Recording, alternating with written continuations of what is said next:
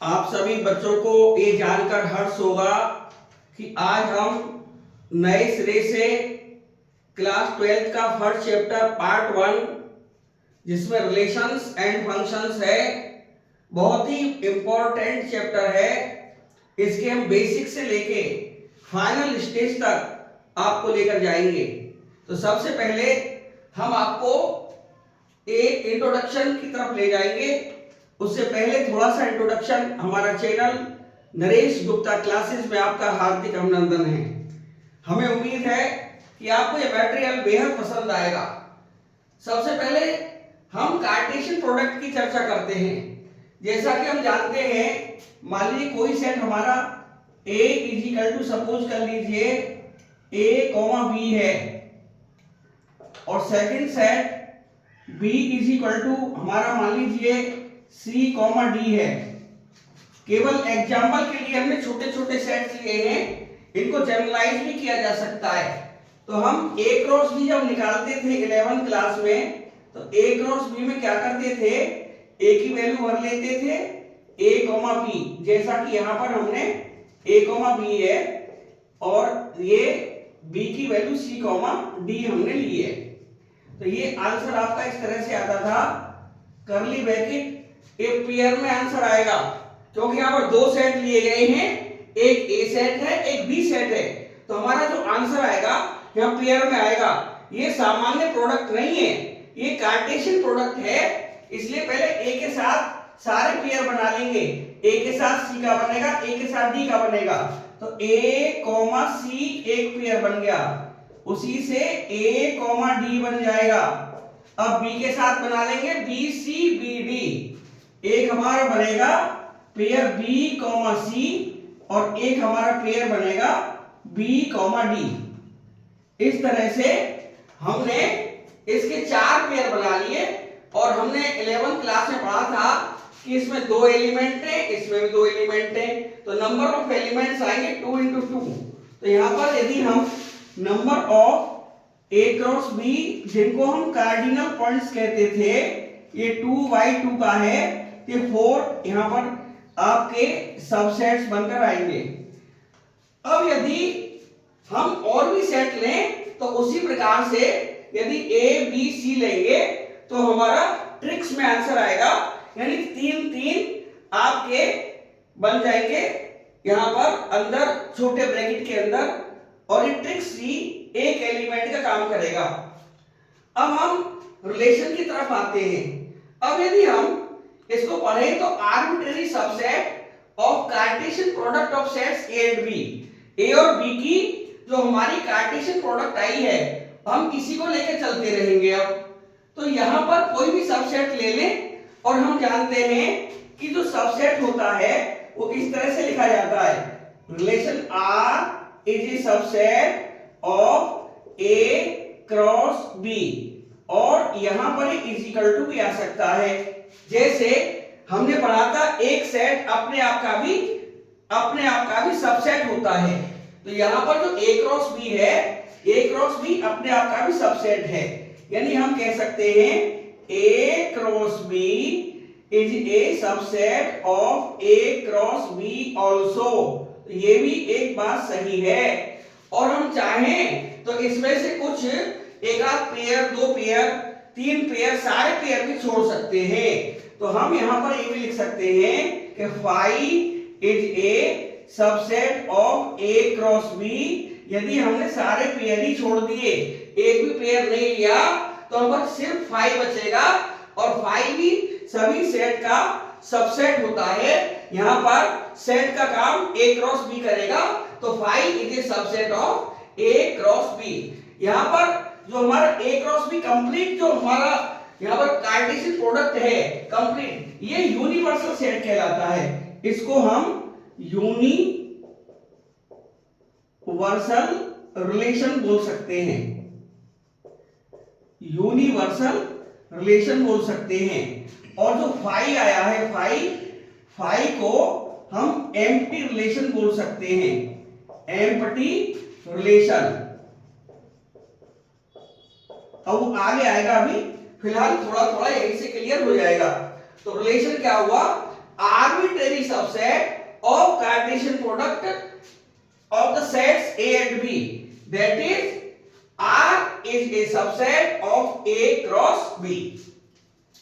अब हम इस टेस्ट पर चलते, तो टेस्ट पर हमने बताया कि ये दो तरह का हो सकता है, एक एम्प्टी हो सकता है, एक यूनिवर्सल हो सकता है। इन दोनों रिलेशंस को मिलाकर ट्रिवियल रिलेशंस कहते हैं, दोनों सेटों को मिलाकर। तो यहां पर जो फाई है एम्प्टी रिलेशन, फाई हमारा एम्प्टी रिलेशन है, और टोटल ए क्रॉस बी जितना भी आया है वो हमारा यूनिवर्सल रिलेशन है। अब दोनों को जब मिला दिया जाएगा तो ये ट्राइवियल रिलेशंस बोलते हैं, दोनों को मिलाकर ये ट्रिवियल रिलेशंस या TRs भी इसको शॉर्ट में लिख सकते हैं। अब जनरली जो हमारा रिलेशन आता है उसको या तो ARB से रिप्रेजेंट करें, या R इज इक्वल टू, इस तरह से पेयर आएगा जनरल में AB, वेयर A स्मॉल ए जो पहला एलिमेंट कॉमा से पहले का A बिलोंग टू A यानी पहला सेट, एंड बाद वाला जो B है हमारा कॉमा के बाद का एलिमेंट B, ये बिलोंग करेगा जो सेकंड सेट है B।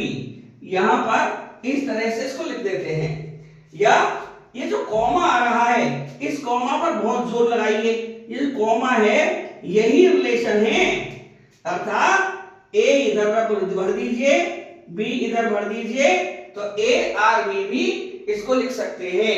ये हमारा रिलेशन का रिप्रेजेंटेशन भी है।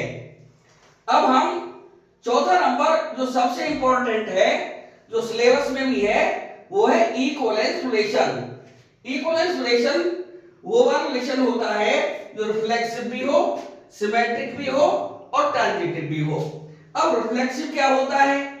If A belong to R, यानी यदि खुद सेट का एलिमेंट यानी सेल्फ अटैचमेंट है, उसी एलिमेंट का उसी एलिमेंट से सेल्फ अटैचमेंट है, और सारे एलिमेंट्स का है, एक दो का नहीं, जितने भी उसमें एलिमेंट्स हैं सेट में, जैसे मान लीजिए सेट में 1 2 3 है, तो 1 का 1 से, 2 का 2 से, 3 का 3 से अटैचमेंट होना आवश्यक है, नहीं तो ये हमारा रिफ्लेक्सिव रिलेशन नहीं हो पाएगा।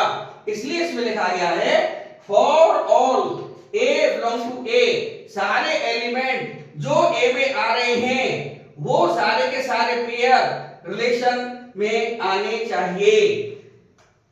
मान लीजिए हमने एक छोटा सा एग्जांपल ले लिया, A इज इक्वल टू 1 2 3, तो यहां पर हमारा A रिलेशन जो आएगा रिफ्लेक्सिव, R रिफ्लेक्सिव, वो कैसे आएगा? 1 का 1 से, 2 का 2 से और 3 का 3 से रिलेशन होना चाहिए, तो ये हमारा रिफ्लेक्सिव हो जाएगा। ये जनरल है A belong to R for all A belong to A, और ये सारे A में आ रहे हैं, ये सब A हैं, A, ये सारे A में आ रहे हैं, ये पक्की बात है। दूसरा सिमेट्रिक में क्या होगा कि if AB belong to R, तो उसका reverse BA belong to R हो जाना चाहिए, और A और B जो दो हमारे एलिमेंट्स हैं वो सेट A में आने चाहिए। जैसे यहां पर R सिमेट्रिक देखना है, तो 1 का मान लीजिए 2 से रिलेशन है, तो 2 का 1 से होना चाहिए, ये हमारा सिमेट्रिक हो जाएगा। इसके लिए सारे पेयरों का आपस में रिवर्स होना जरूरी नहीं है, इसमें केवल 2 पेयर सफिशिएंट है, सिमेट्रिक में केवल 2 पेयर सफिशिएंट है। अब हमारा ट्रांजिटिव आता है, ट्रांजिटिव में क्या होगा यदि दो पेयर रिलेशन आर में आ रहे हैं तो फर्स्ट पेयर का फर्स्ट एलिमेंट और सेकंड वाले का लास्ट एलिमेंट यानी ए सी वो आर के अंदर आना चाहिए और जो हम वैल्यूज ले रहे हैं ए बी सी वो सेट ए में होनी चाहिए।